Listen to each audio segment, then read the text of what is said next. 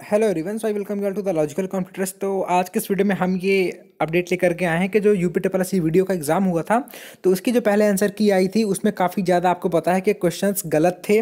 That means उनके answer काफ़ी ज़्यादा गलत थे। और जो सबसे ज़्यादा गलत थे वो 22 की सेकंड शिफ्ट में था, जिसको लेकर के मैंने एक वीडियो बनाया भी था।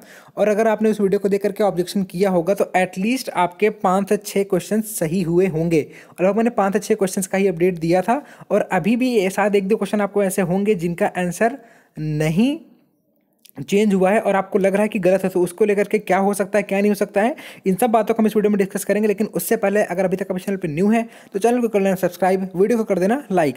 तो चलिए इस वीडियो को हम लोग शुरू। ओके, तो ये नोटिफिकेशन आप देख सकते हैं कि 15 मार्च की है। यूपी ट्रिपल एस सी का ऑफिशियल वेबसाइट पे आपको जाकर के मिल जाएगी।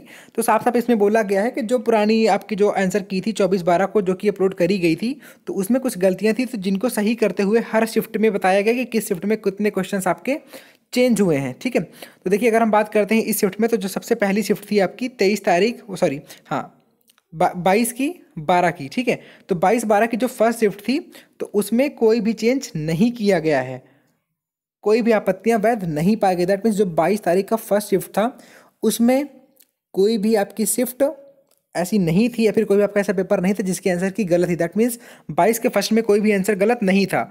फिर बात करते हैं 22 की सेकंड, जिसका मैं भी खुद एक भुक्तभोगी रह चुका हूँ, मेरे भी इसी शिफ्ट में पेपर था। तो इसमें तो भैया एक हद कर दी थी गलत आंसर्स देने की। तो जिसमें हुआ क्या है कि 4 क्वेश्चन, दैट मीन्स 4 के तो आंसर ही बदल दिए गए हैं, 4 में कर दिया गया है चेंज। अब आप यहाँ पे एक बात ये देखोगे कि 6 प्रश्नों को गलत मानते हुए शेष वैध प्रश्नों के सापेक्ष प्रतिशत के रूप में उनके अंक दिए जाएंगे।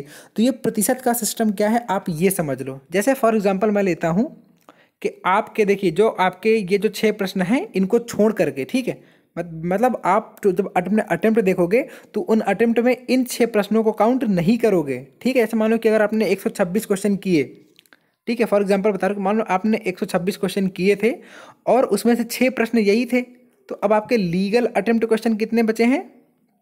120। अब मान लो इन 120 में से आपके कितने सही हुए? 96। दैट मीन्स कितने परसेंट हो गया? इसको आप याद रखना कि आपने 126 किए थे, 6 यही प्रश्न थे आप थे, तो ये इलीगल हो गए, ये अलग हो गए, तो बचे 120 में से कितने हो गए? 96। तो 196 कितना होता है? 80%। ठीक है, 80%। दैट मीन्स आपकी एक्यूरेसी कितनी है? 80%।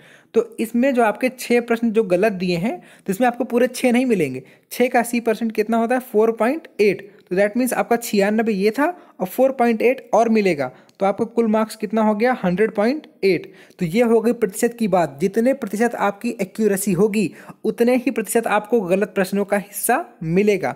जैसे आपका 120 में 96 सही थे, 80%, तो 6 का 80% कितना होता है? 4.8। तो उतना ही आपको और मिल जाएगा। तो आई होप कि जो ये परसेंटेज का सिस्टम है वो आपको क्लियर हो गया होगा। इसी तरह का आगे चलते हैं। 23/12 में आप देखोगे तो 4 प्रश्नों को गलत माना गया है। ठीक है, तो इसमें भी वही सेम, जैसे मानो कि आपका अगर 80% रहेगा तो इन 4 प्रश्नों के बदले आपको 3.2 क्वेश्चंस के नंबर मिल जाएंगे। 3.2 और एक क्वेश्चन 2 नंबर का, दैट मीन 6.4 नंबर आपको मिलेंगे। ऐसे ही बात करते हैं 23 की सेकंड शिफ्ट की। ठीक है, तो 23 की सेकंड शिफ्ट आप ये देखो कि 3 प्रश्नों को गलत माना गया है, तो वही आपका परसेंटेज रहेगा। ठीक है, तो ये चीज़ इसमें करी गई है। तो ये बातें क्लियर हो गई किस में क्या चीज़ है क्या चीज़ नहीं है। तो आई होप कि अभी आपको कोई डाउट इसमें नहीं होगा कि परसेंटेज का सिस्टम क्या था, परसेंटेज सिस्टम क्या नहीं था। नेक्स्ट हम बात करते हैं नॉर्मलाइजेशन की। तो नॉर्मलाइजेशन हो रहा है कि नहीं हो रहा है, इसके बारे में कोई ऑफिशियल अपडेट तो नहीं है, लेकिन आपने एक इंटरव्यू देखा होगा सिन्हा जी का, जो कि यूपी ट्रिपल एस सी के इस टाइम पे एग्जीक्यूटिव चेयरमैन है।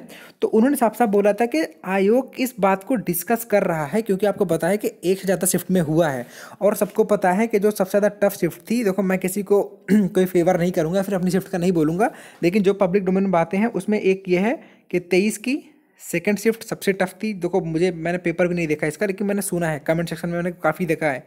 और एक था कि 22 की सेकंड भी मतलब बाकी से थोड़ी मॉडरेट थी, तो सबसे टफ 23 का सेकंड मुझे सुनने को मिला है। मैंने पेपर नहीं देखा, तो आप उसके हिसाब से देख सकते हो। तो तो जो जो ये एक तरीके की अनियमितता हुई, तो इसको ओवरकम करने के लिए शायद आयोग नॉर्मलाइजेशन कर भी सकता है।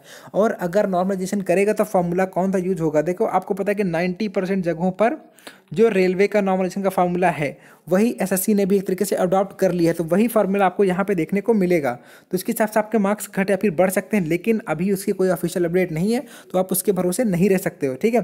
तो बाकी आपको पता ही है कि इस पीडीएफ में नीचे आपके जो भी डिफरेंट शिप्स हैं, F A, F B, F C, F C, this means इस तरीके से जितने भी इसमें आपके आंसर किए आप जाके उसमें देख सकते हो कितने चेंज हुए कितने नहीं हुए।